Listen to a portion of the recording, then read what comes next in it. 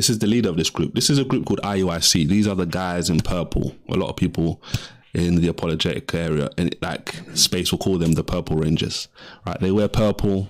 That's like their distinct color, which separates them from a lot of the other groups, etc. This is their head leader, Bishop Nathaniel.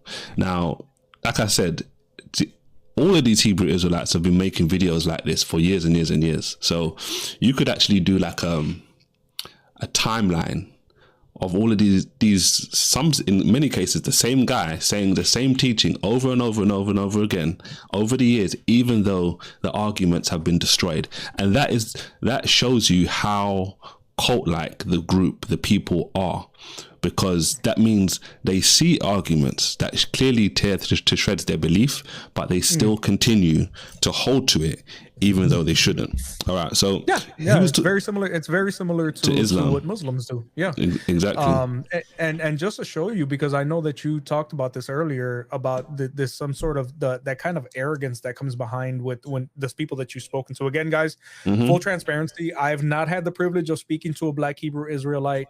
From all accounts that I have gathered so far, it seems like in a lot of ways they're more arrogant than the typical Muslim. I'm not painting everybody with the same brush, but from things that I have seen as well, like when Avery from God Logic absolutely smoked that Black Hebrew Israelite in New York, who told everyone in the beginning of the debate that when he held Avery to the context that he was going to die.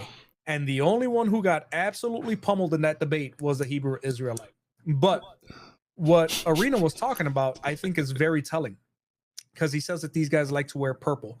If we look in the Bible, guys, people associated with royalty, nobility, and wealth are the ones who wore purple, including King David, King Solomon, Jesus, and a rich man in a parable. Now, to me, that's absolutely hilarious, because who are you to make it seem like you're better than anybody else? And I know that's the guys under which they are doing this. Right? Yeah, and that's exactly. I just want to get that out there. No, it's good and it's effective, because that's exactly what they believe. We were trying to get the video. And guys, smash the like button, tap the screen. All right, so he's talking to this Egyptologist, right? They had some whole conversation about loads of other stuff, about just history and all that kind of stuff. But at this last part, he now references Revelation chapter 1. Now, it's not, he doesn't clearly talk about it as much as he's done in other videos, right? But I'll play the other one after of his student, which just basically, anyway, let me just play it, man. So listen to what he says. Trying to teach us on those dungeons, right? Absolutely.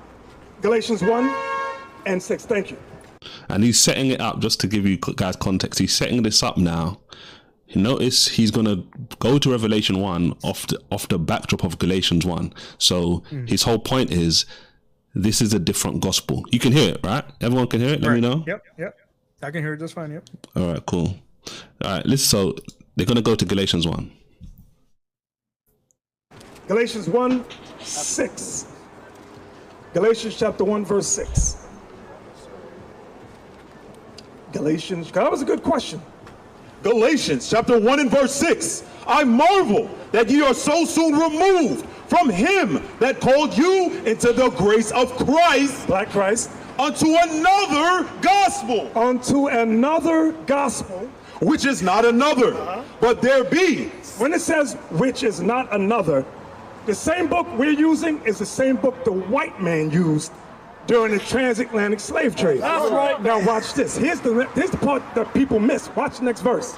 But there be some that trouble you and would pervert the gospel of Christ. What would they do? Pervert the gospel of Christ. They would pervert the gospel of Christ. That's what they were doing. This is why when we get to Christ having woolly hair, white hair in his head, they go, no, make it straight and stringy. Skin like it burned in the furnace, they go, no, change all of that. Right. That's what they did to the slaves. That's what they did to us. So notice, right, for anyone who, like, let me just simplify what he's saying. He went to Galatians chapter 1, right? Welcome to the stream, Emmanuel. Hope you're doing well. He went to Galatians chapter 1, right? And he's like, look, Paul warned us about false gospels, different gospels. And he's now taken that and said, well, look, Jesus, Revelation chapter 1 says Jesus is black. And because people in the West depict Jesus as Caucasian, that is a different gospel. So notice his whole framework and his mindset is the gospel, like color is a like foundational part of his gospel message. And I'm not even mincing his words or misrepresenting him. There's video where he'll talk about these sorts of things. Like I did a video earlier on this year, right, where someone asked him, he was in a podcast interview, same guy, and someone said to him, like, tell us who God is. What do you think the first thing he said was, Maverick? A black man. He probably said a black man. Bingo. The first thing he said. Imagine you walk up to someone, right, and someone says, hey, like, I want to know more about God. Tell me about God. He's black. How would that be the first thing someone says? You read the Bible and the first thing you're going to tell someone about God is black. And you know, and I want, before I forget to say this, I just want to say something real quick, guys, because I want you, everybody in the apologetics arena, whether you are on TikTok or YouTube, guys, smash the like, tap the screen, hearts. I want you to listen to what I'm about to. Hi, baby. I want you guys to hear this, okay? These men are so anxious for God to be black that they forgot that it is just as possible for a white man to have white hair as well. Because I have met plenty of Caucasian and Hispanic people and even Asian people that can have hair as white as wool, as white as cotton. Why is it that they feel like just because Jesus is depicted in the book of Revelation as having white hair, white beyond the human comprehension, that it automatically means he's black? And on top of that, why is this something that we're even discussing? Because Jesus was a Hebrew man. He was dark-skinned, but he was not black in the way that they're trying to insinuate. He was not black as though he was an African American or something like that. He was a brown man. And again, whether he was brown, whether he was Asian, yellow, white, black, why is that even a point of contention? What are they talking about? But remember, Maverick, it's a different gospel. If you don't preach a black Jesus, according to Bishop Nathaniel, you are being led astray. It's a different gospel, which is mind-boggling. Mind-boggling that someone can preach that stuff. It's divisive because people want to believe it. It's divisive. They're being willingly divisive. It's almost like, you know what I feel like when I'm listening to this guy? I almost feel like I'm listening to a black supremacist. Like, no matter what. That's exactly what it is. Yeah, we are superior. Our skin is darker. We're better than you are. And he's still talking about the transatlantic slave trade. Well, let's if you guys want to get into that, I have bad news for you.